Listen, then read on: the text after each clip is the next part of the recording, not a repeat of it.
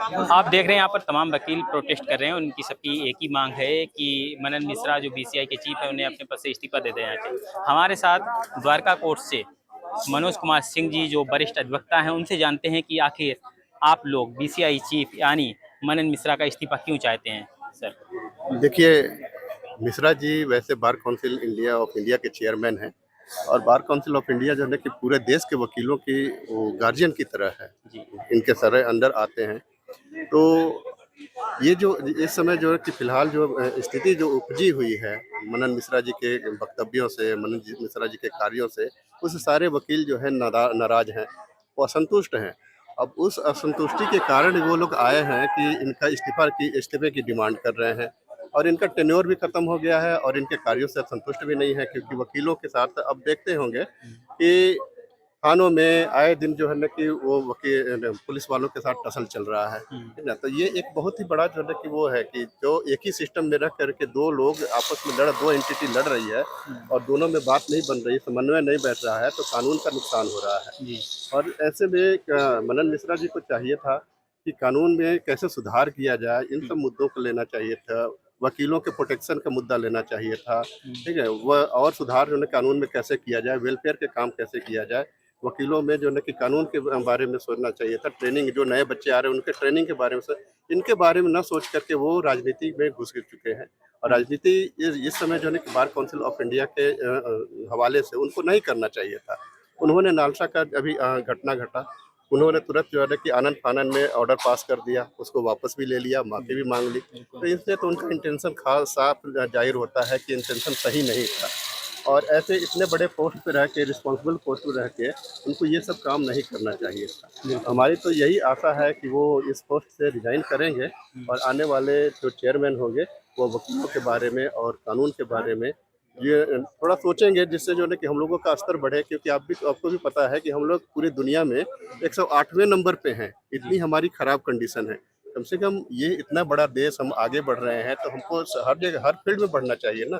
Judiciary तो एक बहुत ही प्रमुख मुद्दा होनी चाहिए और इसमें हमें अपने नंबर को सुधारना चाहिए। जुडिशियरी में भी सुधार होना चाहिए, वकीलों में भी, इनकी क्वालिटी में भी, क्वांटिटी में भी, सब में सुधार होना चाहिए।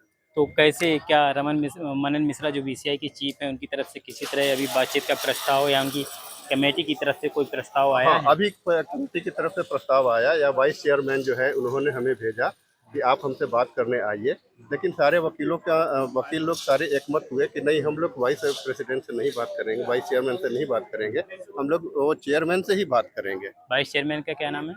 वाइस चेयरमैन का नाम अभी मुझे शायद याद। अच्छा, तो अगर बातचीत के लिए आप लोग तैयार नहीं हैं, आप सीधे मनन मिश्रा से ही बातचीत करना चाहते हैं। बातचीत के बाद अगर वो आपकी बातें मान लेते हैं और इस्तीफा नहीं देते हैं तब? देखिए, वो फिर तो वो जो बैठेंगे साथ में तो या तो इस्तीफा नहीं देंगे तो वो और कुछ भी बोलेंगे ना। उसमें जो बातें होंगी उसके लिए शर्तें तो मानेंगे ना, जो शर्तें होंगी। लेकिन मुख्य मांग आपकी क्या है? आपके वो कुछ इस्तीफे ऐसे की ही मांग है। मुख्य मांग इस्तीफे की है? हाँ, क्योंकि वो इनका टेन्योर भी खत्म हो रहा है, ये टेन्योर से खत्म होंगे तो अब तो टेन्योर भी खत्म हो तो जाएगी। टेन्योर इनका कब खत्म हुआ है? ये हाल ही में खत्म होने वाला है। कितने साल का टेन्योर होता है? ये राज्यसभा मेंबर से आते हैं तो 5 साल का होता है। नहीं, ये वो तो राज्यसभा का होता है, तो मतलब इनका बीसीडी बीसीआई का भी होने वाला है, जल्दी खत्म होने वाला है मुझे ये।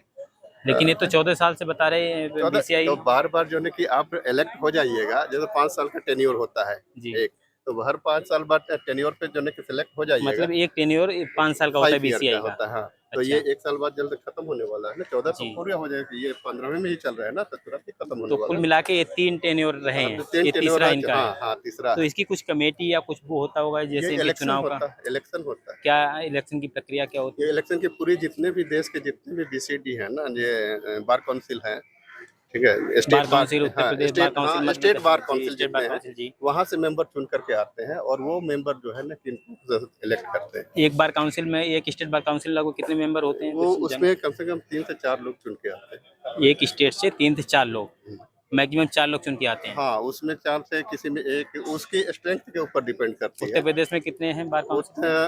बार काउंसिल तो एक ही है नहीं, स्टेट नहीं, का। हाँ, तो उसमें कितने तो मेंबर वो चुन के अब आते हैं जितना आप? बड़ा स्टेट होगा ना, जैसे उत्तर प्रदेश से आपको हाँ, जानकारी है कितने? नहीं उसमें हमें जानकारी नहीं, लेकिन ये है कि जितना बड़ा स्टेट होगा, जैसे जी। वकीलों की स्ट्रेंथ जो होती है, जी, मान जी। लीजिए कि उत्तर प्रदेश में 50,000 वकील हैं, जी। तो 50,000 वकीलों का जैसे राज्यसभा का इलेक्शन जी, होता है जी, ना, मैं उसी समझ हिसाब से इनका भी है। कि यहाँ से जो है कि स्टेट के हिसाब से आता है। मतलब मैक्सिमम 4 होंगे, 4 लोग चुन के आते 6 होंगे। होंगे, जो भी हो सकते हैं। तो देश की सारी स्टेट के हाँ जो मेंबर होते हैं 4 से 5 है, जो भी वहाँ की हाँ, गणना वो रहती है आएंगे 3, और वो सिलेक्ट करते वो हैं। आके यहाँ पर जो चुनाव होगा हाँ उसमें वोट देंगे, तब हाँ उसके आधार पर बीसीआई मेंबर हाँ, चुना जाएगा।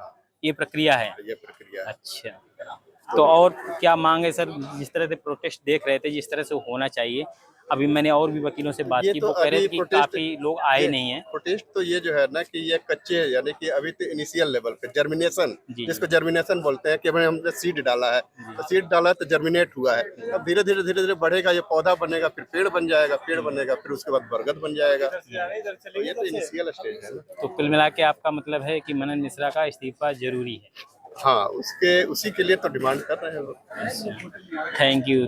तो ये थे हमारे साथ सीनियर अधिवक्ता। किस कोर्ट में आपने बताया, कहाँ पे कार्यरत द्वारका हैं? द्वारका द्वारका कोर्ट में कार्यरत हैं। थैंक यू भाई साहब।